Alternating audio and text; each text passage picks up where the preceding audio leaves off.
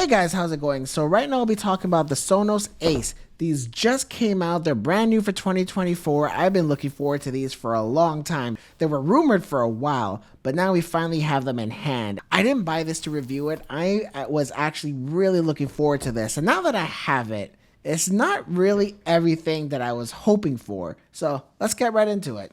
So first of all, let's start off with the build and the design. It is made out of mostly all plastic. I'm okay with that. I feel like headphones, especially consumer headphones and portable headphones, like if you're gonna go traveling with and stuff, they should be focused more on reducing weight, and plastic is the best way to do that. The only thing is though, this is like a hard touch, hollow feeling plastic. I know some other headphones like the Sony XM5s. Those tend to use like a softer plastic, kind of makes it feel a little bit more premium. They're not going with that here, so yeah, it does feel a little bit cheap, especially for a $450 product, but I don't think that's a priority of a headphone like this. Like I said, it should be weight, and the weight seems reasonably fine compared to all the other headphones I have. I mean, I do wish there was a bit more soft touch plastic on it instead of like this hard feeling plastic. And the headband, I am told that this is stainless steel, but it doesn't feel like it. It actually kind of feels like plastic. That could be a combination because of the paint job they used on this particular headset, and also the fact that maybe the stainless steel is actually hollow inside, again, keeping it light. So that's good. I mean, durability wise though, I don't think I'm going to have issues with it. It feels just like any of those other headphones that I might have used before. Anyway, so the overall design, I really like it. It's understated, really nice, like a really nice shape to the actual ear cups itself. So the ear cups are removable, and it has this mesh film here. More than likely this is acoustically transparent. This is probably just meant more to protect dust, etc., and maybe small droplets of liquid from getting into the actual drivers itself. So, and as you can see, the actual headphone design itself is incredibly simple. That leads me to believe that this headphone, just like every modern consumer headphone out there, is going to rely heavily on DSP, which is the digital signal processing, and I'll get to that a little bit more later on and how it affects the sound. But anyway, I think that's enough on the design. So when it's on my head, there's nothing that really screams anything, which in a way for me is good. So yeah, I'm really happy with it overall. Oh, okay. And so now let's talk about the controls. So this is by far the best controls I have ever used on a regular headphone. So really simple. I wish all their manufacturers would just do something like this. So simple. On the left side, there's a button that turns it on and off, and on the right side, this is where all the main controls are. So pressing the circular button on the right ear cup will cycle between noise cancellation on, transparency, and also both processing off, which is great. You'd be surprised how many headphones don't have an option to turn off both transparency and noise cancellation. So I really like that that has it. It just tends to give it more of a natural sound because it's because the DSP isn't working to filter out background noise or trying to bring it in, etc. Just I like that it's an option. And this switch, I was a bit confused. I've seen a lot of videos and I wasn't really quite sure how this worked, but now that I got it, it makes a lot of sense. So this is a switch that you can flick up and down, and that controls volume, but the switch also doubles as a button. So when you press it, it does different things. Playing and pausing. You could do a double tap to switch songs. You could do a triple tap to go back a song or replay a song. It's incredibly simple to use. Like combining this into both being a button and a switch was actually really ingenious, and it's by far the best controls I've ever used on any headphone. So kudos there. So I know I mentioned this button has 3 different controls, so let's talk about it. Noise transparency mode works really good. Probably the best ones out there that's not an Apple product. I still think that the AirPod Maxes are the best, but I don't own those anymore. I just don't think they've aged really well. I don't like the way they sound as much, especially compared to, like I mentioned, the Bose NC700s and the XM4s, etc. So competition has caught up. That headphone's too heavy. I don't like it at all. But anyway, the best thing about the AirPods Max is the transparency.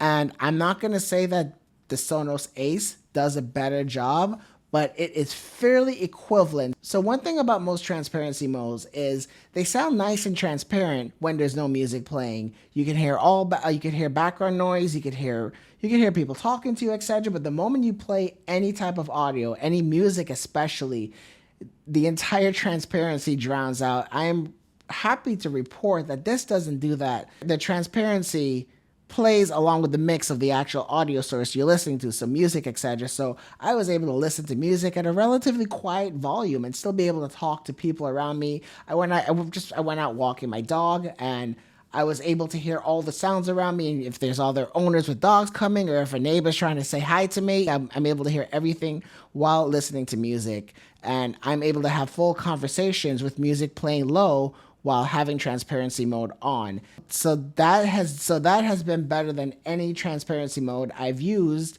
except again for Apple products.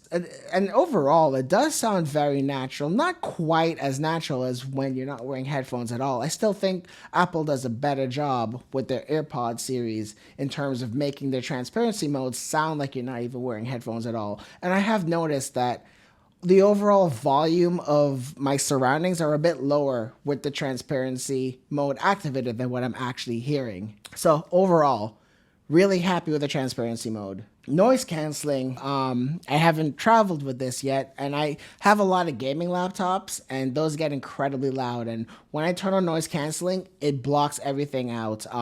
People talking, can't hear it. I've noticed like something like the XM5s, they do a good job noise canceling, but I have noticed that part of their design decision is to get chatter in there. So if people are talking to you, even with noise canceling on with like the Sony XM5s, you could still hear them. But with this, it's completely silent. Overall, I don't know. I could go back and forth between which noise canceling is the best. I still think that Sony and Bose does a better job, but I mean, I don't think you're going to be unhappy with this if you're taking this on a train or a flight, etc. Okay, so next let's talk about the app really quickly. I definitely recommend connecting it to the Sonos app the moment you get it. There's a really big update. It took over 10 minutes to do, but I have noticed that things have improved a lot, including the sound.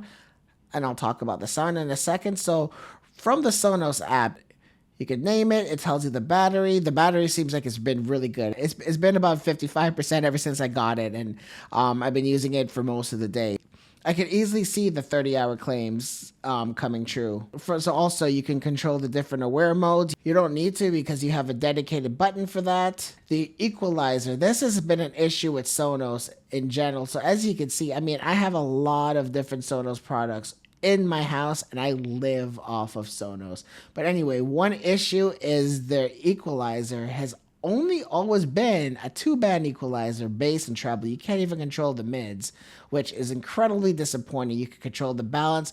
Loudness was on by default. I took that off. That usually just kind of compresses the sound to reduce dynamic range, etc. I prefer my music to sound the way intended. I don't like too much processing going on. Head tracking I was messing around with. I'll talk about my experience with that a little bit later on. And you can do multi-point Bluetooth. I typically don't like that. I'd rather just manually switch to whatever device I want because I feel like it gets a little bit confused sometimes. Anyway, but that's it. I mean, very, very simple app. Not much features. Honestly, I never open up this app. The only time I'd ever open it is just to update my software if I need to. Anyway, so that's the app experience. Okay, so now let's talk about the most important part of any headphone, and it's the sound.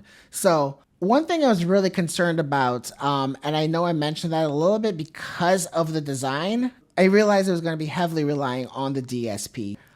I was really worried that it wouldn't sound natural, that everything would just sound a little bit too processed and digital. And unfortunately, it does. So, especially when it comes to like higher frequencies like drums, like cymbals, they don't really sound like real drum cymbals. I produce music for fun. I'm not professional, but I used to play in a band when I was in college, and I mean I take music very, very seriously, and especially if you play guitar or piano and you really focus in on your tone and the way you want it to sound, like you kind of want things to be represented the way you worked on it. And because of this DSP, things don't sound natural. Real drums sound like they were recorded on like an electronic drum set. It's just missing that extra splash that you would get from a cymbal. I listened to a track with a violin in it, and it sounded like a synthesizer. So that's something that Sonos could work on.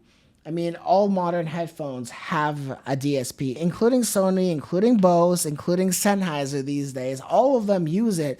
The thing is that also a DSP, not only is it cheaper to produce because you don't have all these additional materials in there, and you don't require someone to actually build each headphone like by hand. You can just do this all in a factory, and then you just depend on software to fix it. So not only, but not only is it cheaper, but you won't be able to get such strong noise cancellation and transparency without relying heavily on the DSP. There are ways to do it and still make it sound right. This is Sonos' first attempt at a headphone, so I think there's a lot of room for improvement, and I believe that they could fix it with software. I don't know if they will. It's possible. So I think that was a bit of a letdown for me, that music just doesn't sound right on it. But it still sounds good overall, and if you're not as critical of a listener as I am, then maybe you won't even notice, or you might just be rolling your eyes on this, listening to this review with your Sonos Aces and be like, what the hell is this guy talking about? Maybe I'm just nerdy, or maybe it's just all in my head. But anyway, moving on. So let's just talk about the overall sound character of this headphone, and let's start off with the bass. The bass is really deep and rich. In the press material, Sonos mentioned that these are ported to help with the bass register, and it does a really good job. There's this one particular track I've been listening to a lot recently. It's by her, H.E.R. It's called The Glass. She did it with Foo Fighters, for Taylor Hawkins, after he died. So the second verse, the bass groove kicks in, and it is incredibly deep and punchy. And the first time I heard it, it kind of elicited a response when I heard it on a good pair of headphones. This did a really good job with that. I'm able to follow along with every single bass note and still be able to hear all of the little subtle details of the different tracks, etc. So yeah, bass is really, really good. Same with the mids, but I feel like it's still, again, a bit artificial sounding, but it does a good job. And I've noticed, especially in the mid region, Sonos seems to be adding like their own little spin to the sound. Songs don't sound the same as they do with like a regular natural speaker. So I would say if you are doing any type of professional work, I don't think you'll be able to use this. You'll mix with these headphones, and then when you listen to it on a different speaker system or a different sound system, it'll sound completely different. And again, a lot of that with the mids. So I feel like it has its own character. And then the highs, like I mentioned, do sound a little bit artificial because of that DSP. But that was all with me using Bluetooth on my iPhone. And with iPhone, you're stuck with AAC. You're not able to get aptX. And unfortunately, I just sold my S24 Ultra, and I have some Android phones coming in, but I don't have them right now to test it to see how it sounds. But what I haven't tested out though yet is the USB pass-through, which turns off Bluetooth and uses the DAC inside of the Sonos Ace, and you're able to get sound out of that too. And just to make sure, let me take off Bluetooth on my phone, and then let me just give it a listen to see if things sound any different.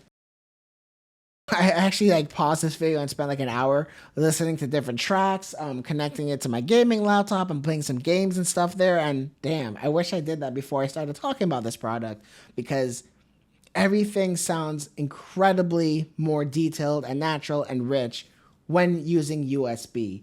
And I know in general, yes, Bluetooth is a lossy compression, especially using AAC, but realistically, even all your files out there, come on.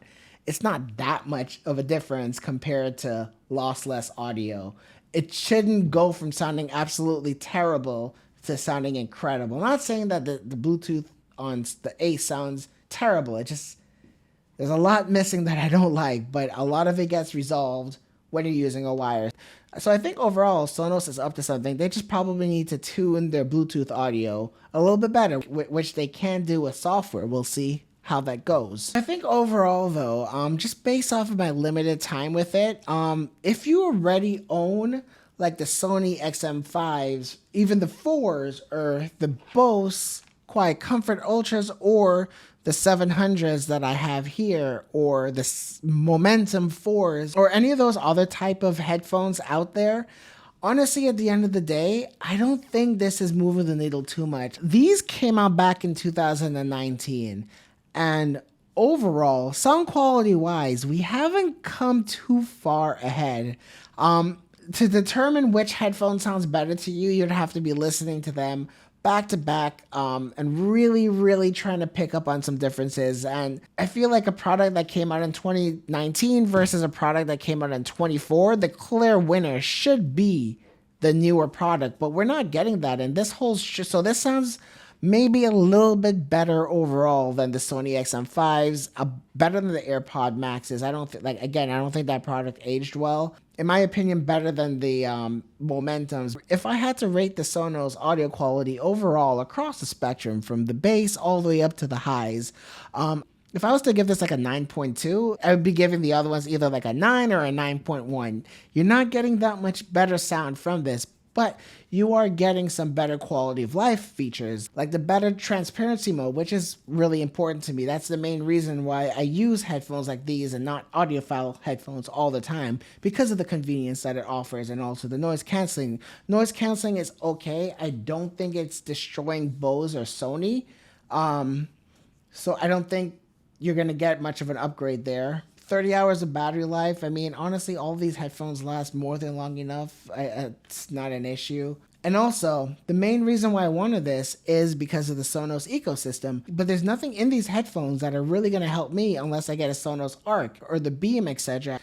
I wish there was like a 2.4 gigahertz connection here, which would allow to get much better sound quality and have my Sonos systems connect to it. So yeah, I'm gonna hang on to these for a little bit, and I'll come back to do like a more dedicated review, but these are just my first impressions. If you were eyeing these, I do like them, but if you already have like a modern noise canceling Bluetooth headphone, I don't think you need to run out an upgrade. This is a tech product category that doesn't really seem to be evolving too much. I think we're a bit stagnant in these headphones. So I think that'll do it for this one. All right, guys, leave me a comment, and if you are interested, I'm going to have links down below. Thanks a lot, guys. Bye.